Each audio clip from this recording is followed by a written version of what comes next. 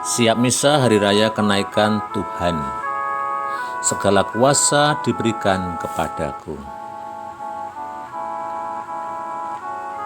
Pada tahun A ini, kisah Injil diambil dari Matius. Tapi rupanya Matius tidak mempunyai kisah tentang kenaikan. Tetapi Matius menceritakannya secara kenaikan itu secara implisit, yakni bahwa segala kuasa telah diberikan kepada Yesus. Kisah kenaikan justru terdapat dalam bacaan pertama nanti dari Kisah Rasul. Kita akan mendengarkan dari Lukas yang menuliskan kisah kenaikan sampai 2 kali. Lalu kenaikan itu akan diberi pendasaran teologis oleh Paulus dalam bacaan yang kedua. Dan Mazmur nanti akan mengamplifikasi peristiwa kenaikan ini sebagai kemenangan perang secara meriah.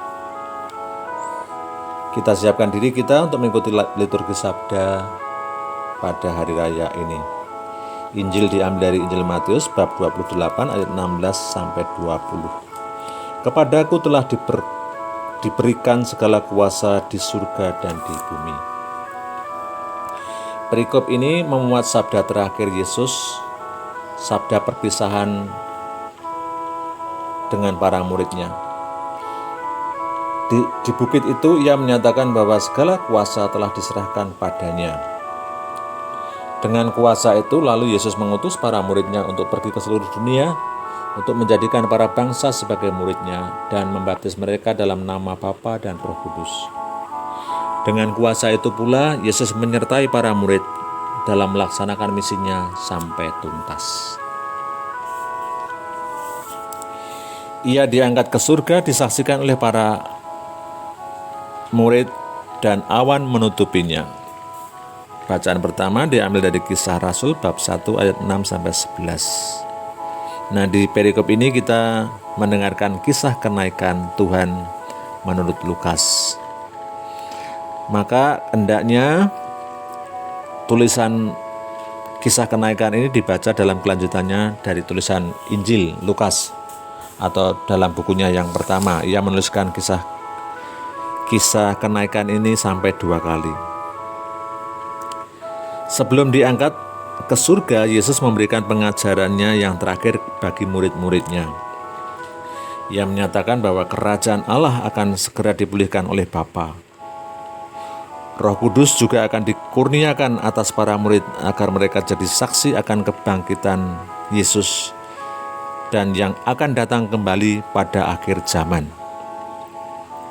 Para murid harus bersaksi mulai dari Yerusalem sampai ke ujung dunia.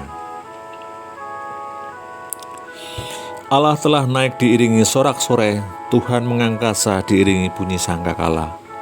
Mazmur tanggapan dari Mazmur 47 ayat 2-3 dilanjutkan 6-9. Mazmur ini dipilih guna untuk memberi warna kemenangan meriah dalam liturgi sabda ini.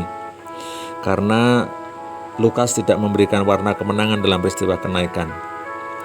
Seru sorak-sorai yang mengiring kenaikan Tuhan bagaikan pekik kemenangan perang. Memang dalam kisah kenaikan Yesus ini dikaitkan dengan lanjutan kemenangannya atas maut. Hai segala bangsa, bertepuk tanganlah, elu-elukanlah Allah dengan sorak-sorai. Allah Raja atas seluruh bumi, merajai segala bangsa, di atas tatahnya yang kudus ia bersemayam.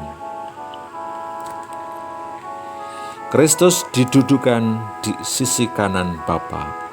Bacaan kedua diambil surat Paulus kepada jemaat di Efesus bab 1 ayat 17-23. Perikop ini merupakan refleksi teologis Paulus akan kenaikan Tuhan.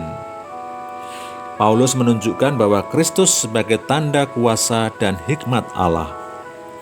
Allah telah memuliakan Kristus dengan membangkitkan dan menempatkan di sisi kanan Allah di surga. Kedudukannya melebihi segala pemerintahan dan penguasa di bumi dan di surga. Allah telah menjadikannya sebagai kepala bagi gereja, dan gereja adalah tubuh kepenuhannya. Maka di sini gereja adalah lokus karya keselamatan Kristus. Selamat menjadi siap misa untuk merayakan hari kenaikan Tuhan Yesus.